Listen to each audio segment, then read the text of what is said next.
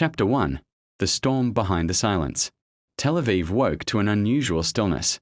The tension in the air mingled with a vague sense of expectation that had spread through the streets. Israeli Prime Minister Benjamin Netanyahu was reading his morning security briefings, feeling a growing unease. Among the latest Mossad reports, a new name stood out: Ibrahim Traore. In his early 30s, this young leader had rapidly risen to the head of Burkina Faso, a small but strategically significant West African country. Yet for the Western world, it wasn't his military background that rang alarm bells, it was his ideas. Ibrahim's speeches were beyond traditional diplomacy. "We need neither your help nor your approval. We are taking back our history."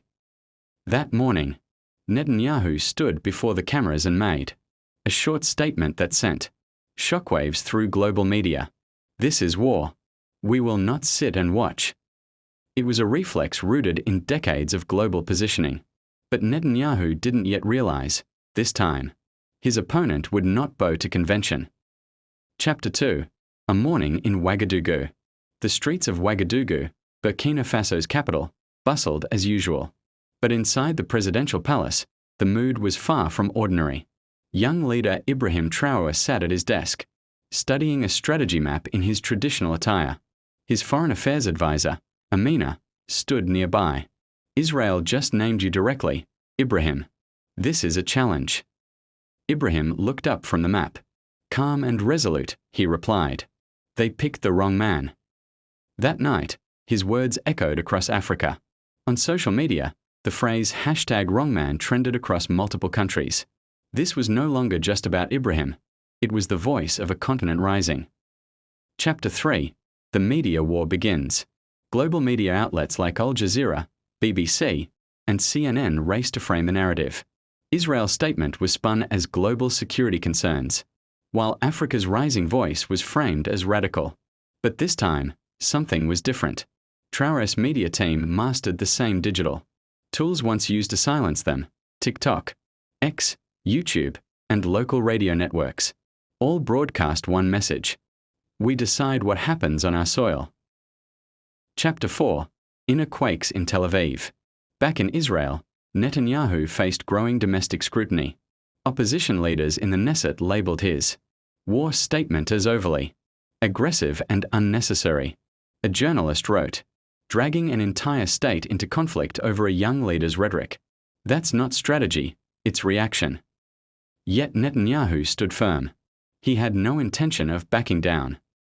Chapter 5. Diplomatic chess. The United Nations General Assembly buzzed with energy.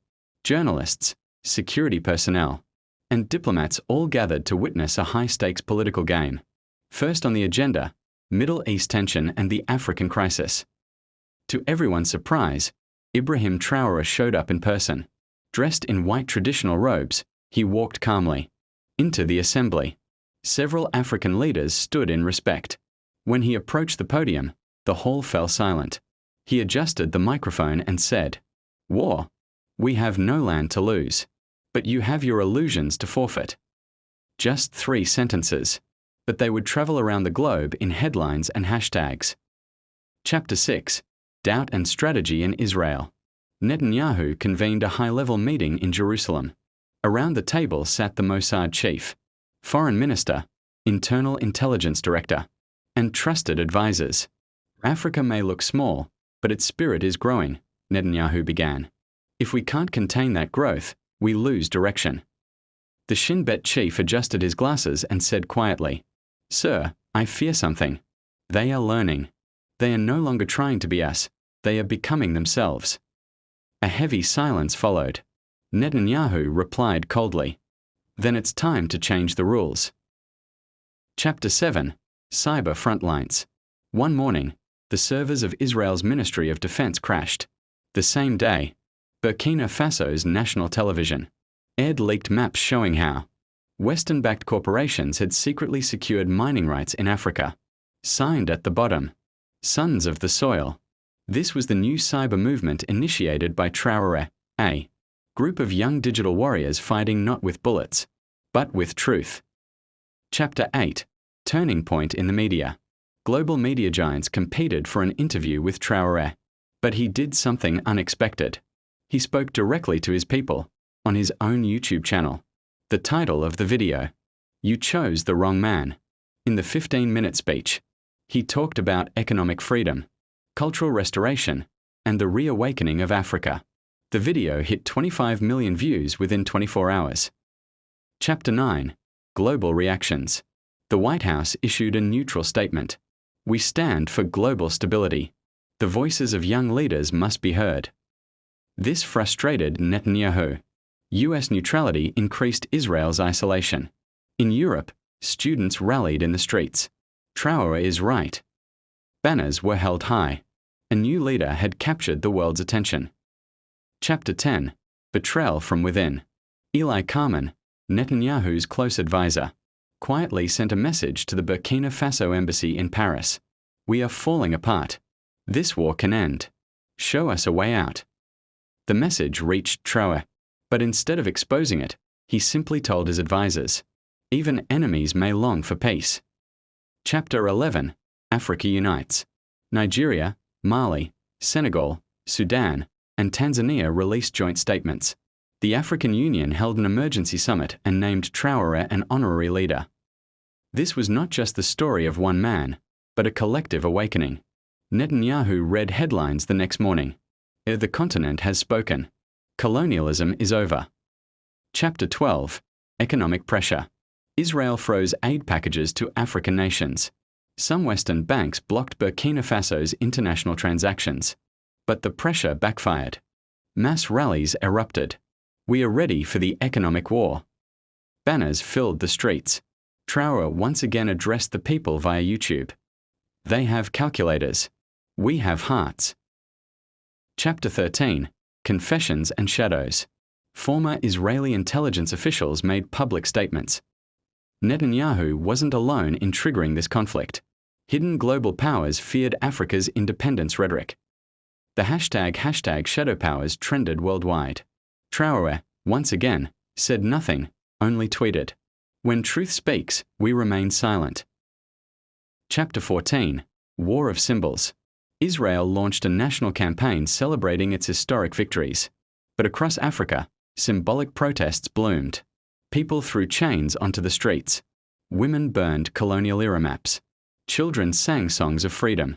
This was a continent standing up, without a single bullet fired. Chapter 15. Attempted Assassination. A drone strike targeted Traore's residence at night. But volunteer security networks spotted it early and shot it down. No one was harmed. In a speech afterward, Traore declared, "This wasn't a blow from the skies, it was born of desperation." Millions rallied behind him under the banner "Children of Traore." Chapter 16. Netanyahu's Decline. In Israel, the younger generation called for peace. At a student conference, one message resonated: "We don't want war. Africa's voice echoes in us too." Netanyahu addressed the Knesset, visibly worn. "We may have chosen the wrong man, but it's too late to turn back." Chapter 17. Quiet Diplomacy. Then came an unexpected letter from the Vatican. "You have won the greater war, but true victory lies in peace." Traore replied with a handwritten letter. "Peace only has meaning when you no longer fear." The Pope published the exchange with permission. It was read and shared by millions. Chapter 18. Birth of a New Order. The African Union established the African Development Fund. Independent of the IMF and World Bank, Traore was unanimously chosen as its head. Nations like Brazil, Indonesia, and Vietnam pledged support. The world order was shifting. Chapter 19. Final Meeting.